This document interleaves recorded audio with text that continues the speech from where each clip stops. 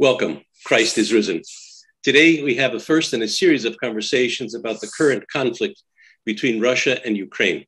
Over the next several weeks, we'll approach this topic from historical, political, theological, and a humanitarian perspective, with the goal of helping our viewers understand the situation and even how they can respond. First, let me open with the prayer of the season. Christ is risen from the dead, trampling death upon death, and bestowing life to those who are in the tombs. We have three very special guests this morning, and I'm honored to have them on the program.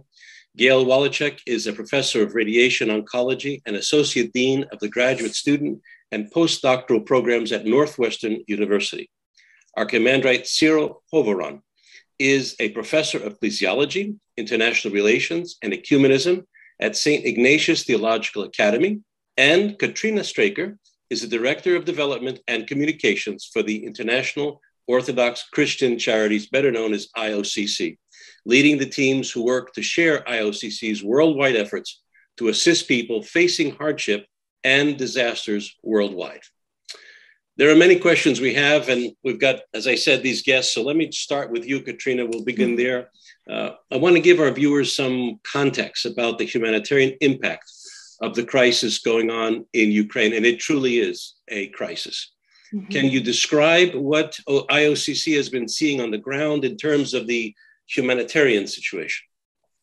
Yeah, sure. Thank you, Father Chris. I'm really glad to be here to share the work that IOCC is doing in and around Ukraine. So before I get started, just a brief background on us for those who are not familiar. We are the humanitarian arm of the Orthodox Church in the United States. We're an agency of the Assembly of Canonical Orthodox Bishops of the United States, and we've been around for 30 years. This is actually our 30th year of service, and we've been present in more than 60 countries. And in that time and in those countries, we have responded to conflicts and in the Balkans and in Syria. And that sets us up really to have a informed response here with what is happening in Ukraine. So with that as a background, the conflict in Ukraine has affected ordinary people. The infrastructure is being destroyed within the country. And as your viewers well know, this is the biggest displacement of people in Europe since World War II. And people have been displaced internally within Ukraine, and people have fled to the surrounding countries. People in need are comprised of various different groups, but what we're seeing in particular are women and kids, people with disabilities, people with serious medical conditions, and of course, the elderly. People are having a harder and harder time accessing critical services like transportation, food, medicine, even emergency care. So the needs are tremendous, both inside Ukraine and for those who fled outside of Ukraine. And we really anticipate that IOCC will be responding for the long term. So we're talking about short-term and long-term impact on Ukraine, and the region if the situation continues, right? Yep, that's right, Father. Okay. In terms of our humanitarian response and what we've seen happen in other conflicts is the needs now will grow. It's known within the international aid community that conflicts follow a pattern.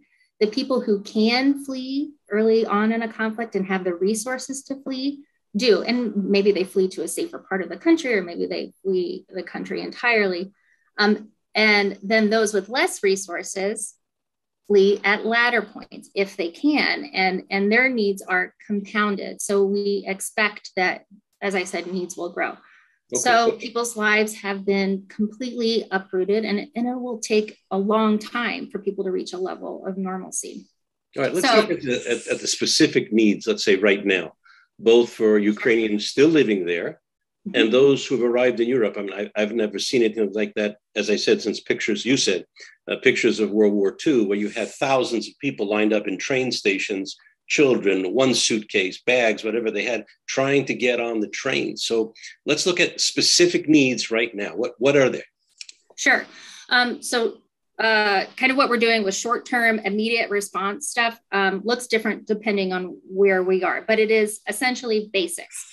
So for people who have fled, we're working in 3 places in particular. We are present in Poland, we are present in Romania, and we are present in Ukraine itself. Okay. So what the short-term response looks like in Romania right now is, again, provision of basic needs.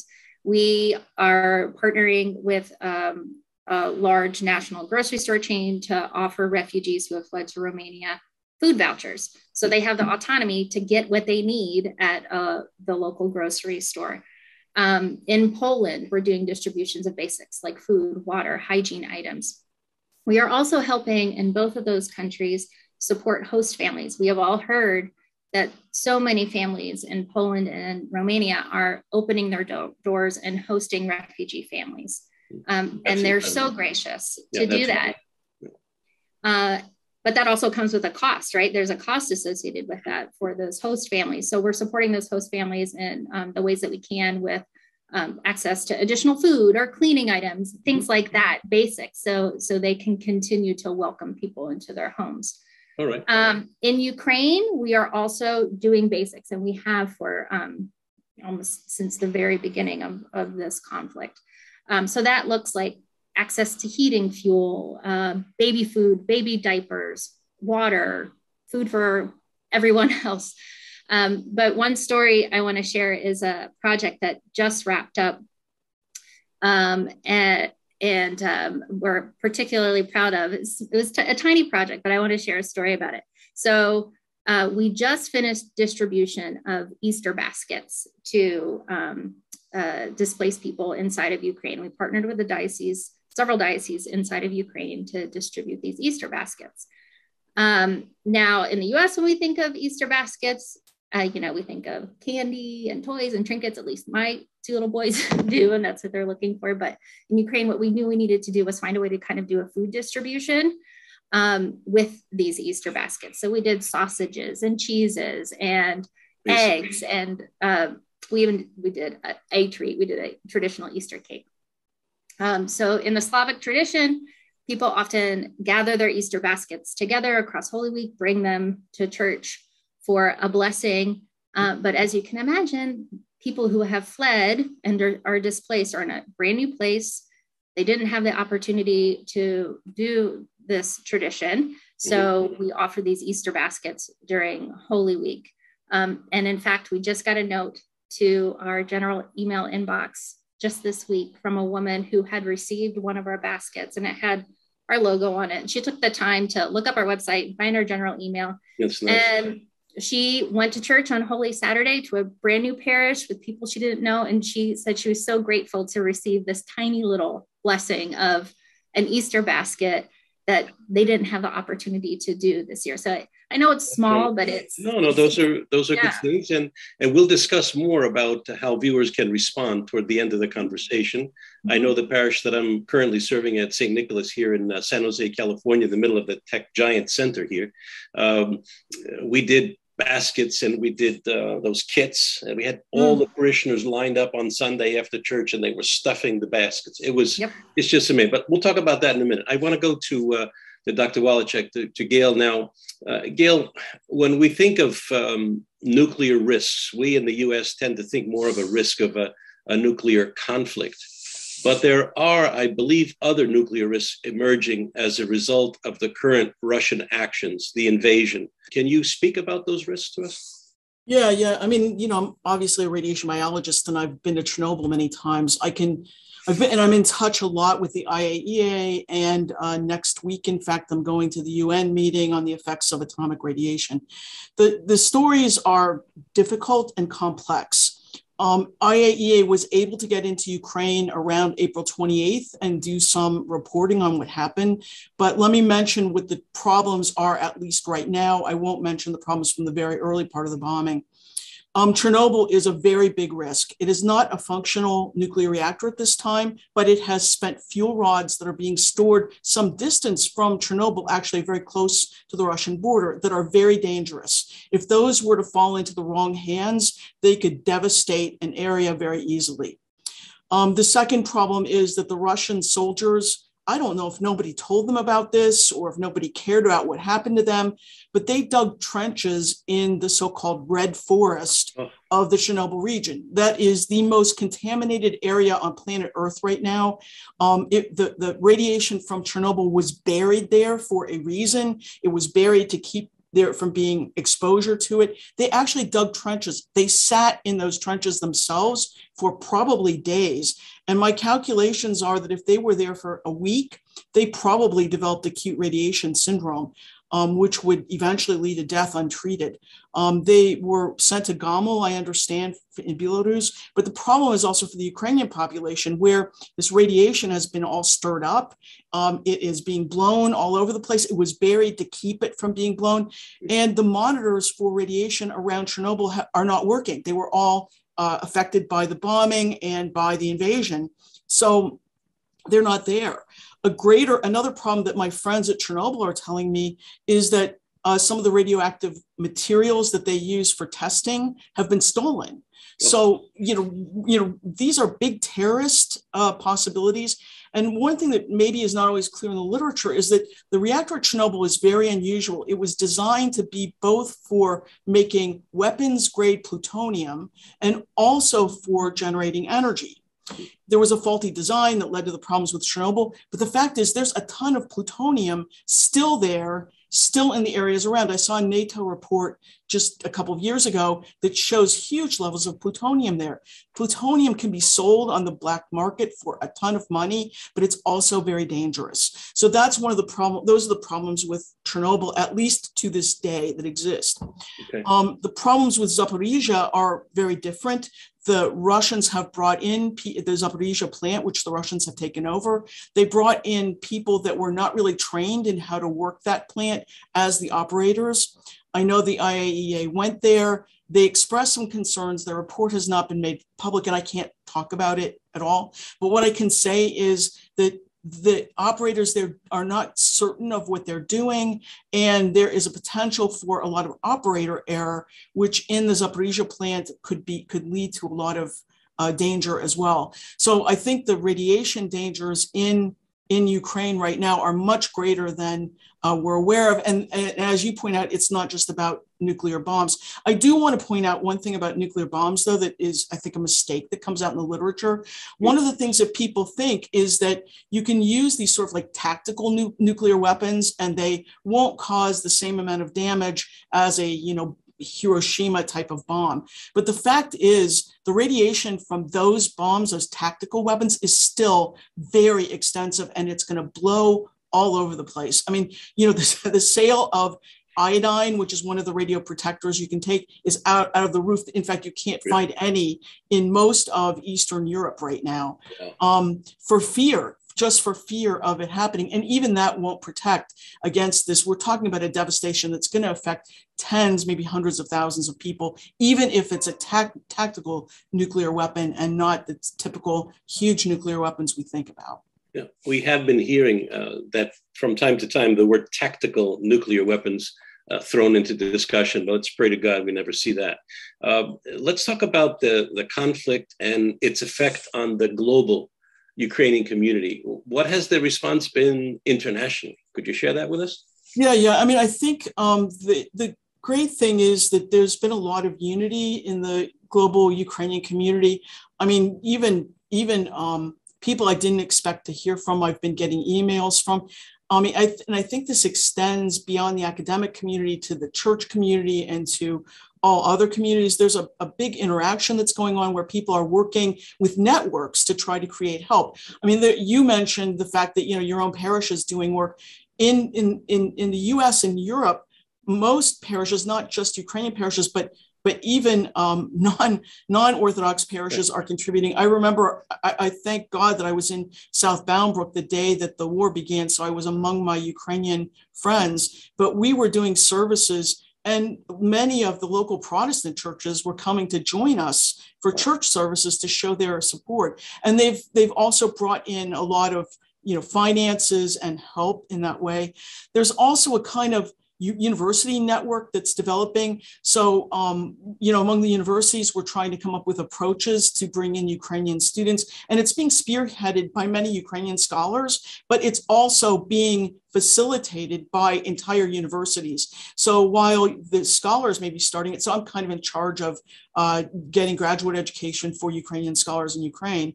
It's also now become broadened to almost to very, very large groups. So the outpouring has been remarkable, and the effect on the Ukraine community, I think, has been very uniting. But we are united in our sorrow.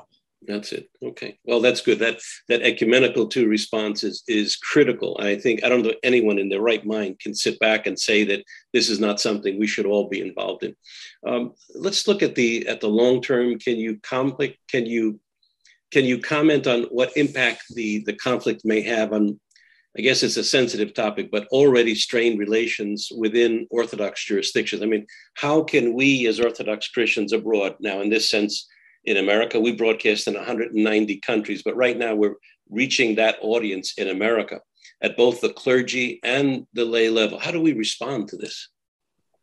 Yeah, I think it's a hard question to address because it's so complicated.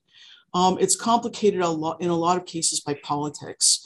Certainly, I will be just honest and say that in the very beginning of the war, I was very hurt at the kinds of responses or lack of responses I saw from many of our hierarchs in the US and elsewhere. Over time, there are more voices that have been added to the condemnation of what's going on, but there are still some noteworthy lack of responses that we're seeing and hearing.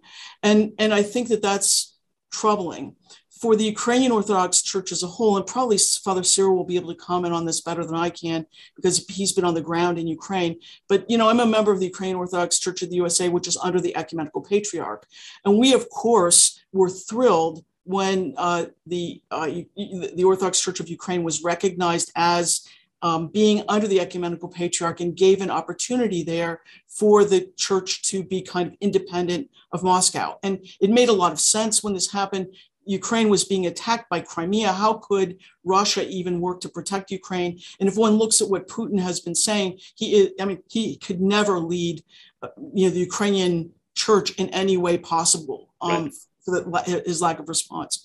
But what's happening in Ukraine is it seems to me that there are a lot of members of the Ukrainian Orthodox Church under the Moscow Patriarchate who are complaining about what's going on. And at the end of the day, I'm hoping that there will be some sort of unity that comes from that as well. It would, it's a very sad way to have unity come about in frustration and anger at somebody for how they've responded, and at the entire Church of Moscow for how they've responded here. But I believe it says what's been going on for many, many years, which is this lack of recognition of Ukraine by Moscow. And I will just say, this is a personal story, but I'm going to mention it. Okay. When I was young, I was actually the representative of the Ukrainian Orthodox League to Syndesmus. Okay. And Bishop Kirill was present at that event. And he came up to me personally and attacked me and told me that there were no such things as Ukrainians, that everybody is Russians, and that we are just misnaming ourselves and don't know where we really came from. He said that, and that was like 25 years ago. That was his attitude then. That was the attitude under the Soviet Union. And I believe it has not changed at all. So it reflects that sort of difficulty. So I probably have answered more than the other question that you wanted me to, but I think those are the perspectives I have. Those perspectives are very, very important. And they come from, as you say, a deep-seated knowledge and faith. You are Ukrainian, and you should be proud of that. There's no reason not to be proud of that. And no one can tell you can't be. Let me turn over to Father Cyril now to add some context about the intersection of politics and theology in the situation from an Orthodox perspective.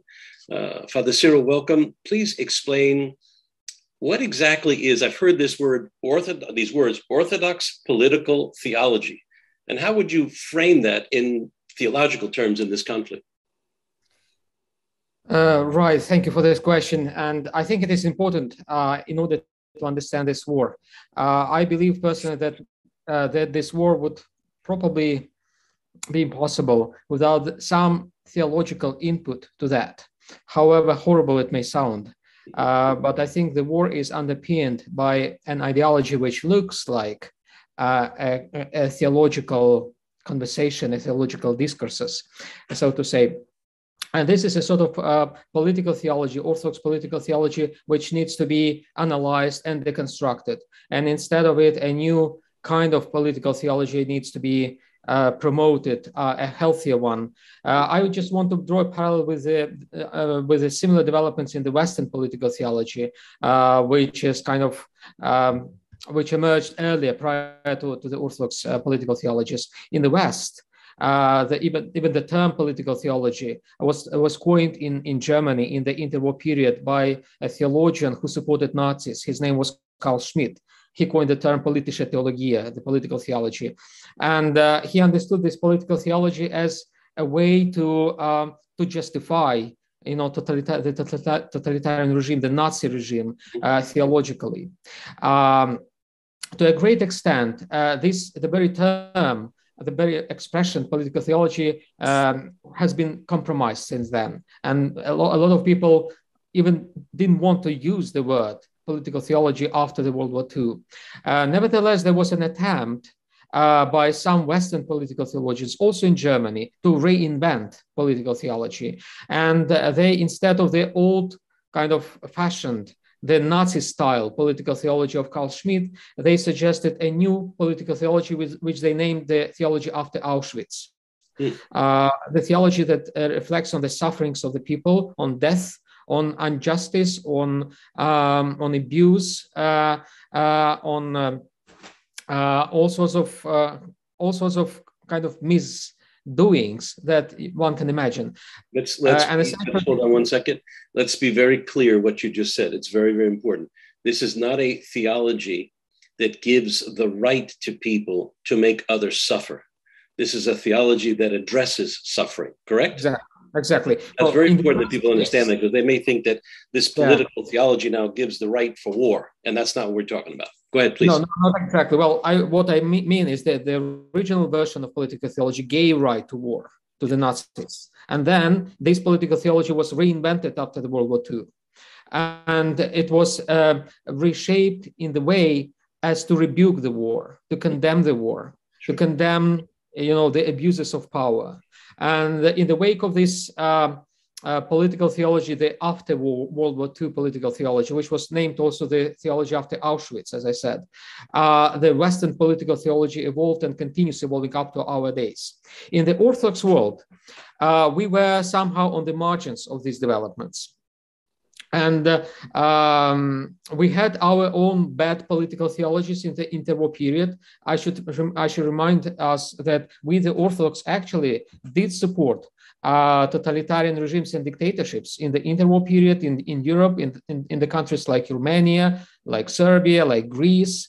The Russian Orthodox Church complied with the communist regime to an extent, even though it was persecuted and so forth. And we never had a chance actually to rebuke this sort of political theology, to deconstruct it, and to instead to suggest a new sort of political theology which would be healthy, which would support, human dignity, human freedom. And I believe that now this is the chance, kairos, for us, for the Orthodox theologians, to come up with this new kind of theology, given that a bad kind of political theology, unhealthy, toxic political theology had led to this war. And this is a nationalistic theology, essentially. This is a sort of nationalism which had been condemned at the Council of the Orthodox Church in 1872 in Constantinople, was condemned as ethnophilitism, or just philitism, which is literally meaning tribalism. So this kind of tribalism was condemned in our Orthodox Church, and now it came up again in the form of the Russian world. And this Russian world has been underpinned by a sort of political theology which is similar to the political theology of Carl Schmitt in Germany in the interwar period, the bad political theology. Okay. And essentially now we need to come up with a sort of political theology which is similar to the theology after Auschwitz, the theology that understands human suffering, the theology that understands human dignity. And I think this is a major challenge for us, Orthodox theologians, nowadays, and people of the church, to contribute to this new understanding of what we are as the Orthodox people, that we cannot tolerate this kind of war, this kind of violence. The problem, as Gail has indicated, the problem is that even though everyone sees on the, on TV, on the social media, what is going on in Ukraine, sees, those corpses of people who had suffered and were tortured and died, were executed in cold blood, still people just don't take it. And still even the church hierarchs support this war, and not just in Russia. I'm not just talking about Russia, but in some other places and churches, Orthodox churches, unfortunately. So we really need to, it's not a matter now of, on the one hand, on the other hand, it's not a matter of, it's your opinion, let us respect that opinion. No, this kind of attitude to the war is intolerable. We cannot stand this attitude to the war, and we need to come up unanimously as the Orthodox theologians, Orthodox people, in condemning this war and condemning the violence and condemning actually the abuse of our tradition, because this war is happening in the name of our tradition, and this gives a huge kind of blow to our tradition. It's really it gives an impression outside that we are, like, all of us are crazy. All of us are in support of the war. That's why we need to give justice to our tradition by essentially condemning the deviations of it. All right, let me say this. My biggest concern, Father Cyril, is that people see these images over and over and over and over, and they say, okay, it's just another conflict happening over and over and over, and it will pass. And that it will pass attitude, I don't think can stand at this point with the devastation. When you see the images, you know these better than I, when you see the images in Ukraine of cities obliterated, there is no way you can justify this war. Let me ask you this, Father Cyril. After the fall of the Soviet Union, the relationship between the Orthodox Church and the state has changed in terms of politics and theology. Is the church influencing the government, or are government policies and motivations influencing the church? I mean, how do you see these relationships playing out? Yes, thank you for this question. I think it is reciprocal. There is an influence of the church upon the government, upon the Kremlin, and the influence of the Kremlin upon the church. For example, the Kremlin has started speaking the language of the church. They have started speaking about, the traditional values, the so-called traditional values. They have started mentioning, the so-called, the spiritual staples, what they call, including orthodoxy. So it's like a glue, a social glue for the society. And it is essentially sort of civil religion or even political religion. It looks like religion, but it is about politics. So it's something that the church provides to the government, to the Kremlin, the language, the narratives to justify the war. And if you watch, for example, the addresses of Putin to his people, to the Russians, he uses the imagery and he uses the vocabulary, which has been provided by the church to him in order to justify the war. And if you now watch the sermons of the Patriarch, he uses the sermon, he uses the terminology of the church in order to justify the war again. So essentially, what we are facing, what we are witnessing in this situation is a sort of convergence of the political discourses of the government, of the Kremlin, with the theological discourses of the church, to the extent that the church discourses has lost its, orthodox meaning. It sounds like Orthodox, but it's not Orthodox anymore. It's political. Well, even its moral authority, its moral authority to speak, right? Exactly. Well, the church speaks with its moral authority and provides the government, the Kremlin, with its moral authority and essentially with the legitimacy for what the Kremlin does. And this is horrible, exactly, because exactly this is the abuse of our tradition. This is the abuse of the church, which needs to be addressed. Mm-hmm. Okay. How has orthodoxy been used? We touched this, but you may want to touch a little more, to frame, to justify, and to respond to recent events on both sides. The other day, I even saw a picture. I don't know if it's true. I can't verify it, but it was a picture set up like an icon with Vladimir Putin with a gold band around him like a saint, and soldiers were going by and kissing that picture. I can't believe that's true. I want to believe that's not true. But how's our faith being used to frame and justify and respond to these events, Father?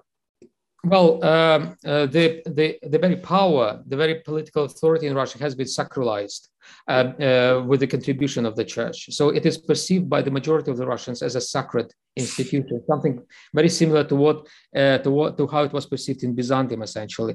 And there are not just pictures of Vladimir Putin, but there was a footage, I recall, of Putin visiting a monastery in the north of Russia, and he approached the group of the monks, and one of the priests actually from that group kissed the hand of Putin.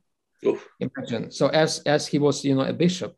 So this is a kind of attitude which many in the church have towards this figure, and many in the society have. So the figure of Putin has been sacralized, certainly, and the very power, as I said, the very idea of power has been sacralized, and this is dangerous. That is exactly a sort of distortion of our tradition. Even in Byzantium, it was not like that. Even in Byzantium, they had some forms of republicanism, of republic, as it has been demonstrated in the recent studies. They didn't have this kind of absolutist, monarchy as Russia has nowadays. Mm-hmm. So this is the extreme where the Russian political system has reached, and with the support of the state, with the support of the church, unfortunately. And I believe that this kind of abuse, again, I want to stress it, needs to be deconstructed with the support of theology, with the support of the church. We cannot just throw away everything. We need to really carefully to deconstruct what is wrong about this abuse, in order to preserve our tradition as it was, without this distortion that happened to it because of this unholy alliance between the church and the state in Russia. Okay, I want to wrap things up, and I have a couple of questions that I'd like each of our guests today to answer before we move on to their final comments. First, where can viewers find more information about the conflict as it unfolds? We know we live in a post-truth era, and we know that the people, especially in Russia, are being fed this party line that everything is great, and this was some kind of an incursion, not an invasion. And then second, what can viewers do to help? So, Father Cyril, let me start with you. Well, it's a good question. It's really a new thing for us, and there are not many resources, I should confess, which people could easily find and consult. I think it's better really to be like in touch. Should be kind of a discussion, live discussion, and they happen already online. And we have this meeting with you now. We have this discussion, which I hope will be helpful for the Orthodox listeners and viewers. Also, there are, yes, I would suggest, for example, such venues as a public orthodoxy blog run by the Center of Orthodox Christian Studies at Fordham University in New York City, which is very helpful, and it touches the variety of all those issues. So popular blogs, social media, programs like this may help. Soon, hopefully, there will be more publications like books and articles on these issues, but so far it's too early to have this kind of corpus of literature. Okay. Gail, how about yourself? Yeah, I'll say the same thing as Father Cyril. I mean, Public Orthodoxy, I think, is a great blog to go to. One thing, even if anybody's interested in the radiation aspect, there are no papers that have come out on this. In fact, I'm an editor of a radiation journal, and I've commissioned 2 people from Chernobyl to write an article about it that would be in language that anybody could understand, but it's still in process right now. So I can't come up with any, it's just too new. It's going to take some time. Okay. And let's go over to IOCC. Katrina. Yeah, I think the best way to stay in touch with what our humanitarian response is via our website, iocc.org. We try to keep up to date with our responses as they're evolving, because as this conflict evolves and the needs evolve, so do our responses. And then also, Father Cyril mentioned keeping in touch with us on social media. Okay, very good. Let's offer you an opportunity. I know you've spoken a lot today, but each of you may want to offer some kind of final comment. Father Cyril, we'll start with you. Well, thank you. Well, I believe it's time of a crisis. The crisis in the Greek sense of the word, crisis as judgment. And it's not a time for, for being just lukewarm. It's a time for being either cold or really warm. It's a time to be on the side of truth. It's a time to speak up, to be honest in addressing the war. It's not a time to hide behind, silence or behind the euphemisms. It's time really to make one's mind about this war and to speak it up. So I call upon all the Orthodox to show the Orthodoxy what they believe and what they believe about their tradition, about their moral ethics, what they believe about Jesus Christ, and what they believe about themselves. Let your yes be yes and your no be no, right? Yeah. All right, Gil. Dr. Gil, let's go to you. Yeah, I mean, I want to say a few things. Number one, I want to thank everybody that has given support to the Ukrainian community. The support and the outpouring from everybody has been remarkable. But I also want to point out that a lot of the people that are against that are against Ukraine, that are in favor of this war, a lot of them are people that are being politically manipulated. And I'm going to give an example. I go to Serbia often. I have a faculty appointment there. I was in Serbia a little bit after the Crimea occurred, and I was there for January 7th, Christmas. And the priest was giving a sermon, and his sermon that he said was, "Underneath all my robes, I have a Putin t-shirt. You should know how important he is to me. On this day, I'm wearing his t-shirt that he gave me as a gift." I think that says something about the kind of political problem that we have to fight. The church should not have to be fighting these political issues, and we need to open everybody's minds and hearts to see what's really happening here and not couch it in some sort of political terms. And that's it. Thank you. Okay. Katrina? I think for us, our mission is to serve people in the most need. That is what Christ has called us to do. And IOCC is uniquely positioned because of our experience over these last 3 decades. And we're really grateful and feel blessed to be at this point in the growth of the organization right now, to be able to respond as quickly and effectively as we are inside and outside of Ukraine. I mean, Gail mentioned the support has been tremendous, and I will affirm that the support has been tremendous. And because we have had the flexibility that the donations and the support has given to the organization, we were able to be on the ground within a week. And we are still ramping up our projects now. So I think all in all, we're just grateful and thankful that we can be a vehicle for Orthodox Christians to be of service, a practical service in the world and in a place that's in tremendous need. Very good. Obviously, this is not something that's going to go away quickly. It's going to take quite a bit of time. I want to thank our special guests today for participating in the panel. You can find their full bios at myocn.net. I'm happy to tell you that OCN is doing its part in working with Father Cosmas Caravelis out of Annapolis, Maryland. We'll be sending pocket crosses, thousands of them, to Ukraine and to Poland to be given to Orthodox Christians. We don't know what else to do, but at least we want to give them something that they can hold in their hand and have faith over fear. We look forward to more conversations about this very important topic, including regional history, political drivers, and humanitarian updates as the situation continues to unfold. We encourage our viewers to stay tuned, stay informed, and keep all those suffering in your prayers. The program, as well as others dealing with the critical subject, are being carried and aired by our Ukrainian partner, ATR Media Channel. I'll close with the prayer of the season. Christ is risen from the dead, trampling death upon death, and bestowing life to those in the tombs. God bless you all. Thank you. Thank you. Thank you for joining us today. You can find all of our upcoming events at myocn.net, in addition to daily articles, live worship links, and other resources. The Orthodox Christian Network is a 501c3 corporation and a 100% donor-supported ministry. We rely on donors like you to keep these programs free and available. So if you're able, please consider making a contribution today. And as always, please support us through your prayers and by sharing this content with your friends and family.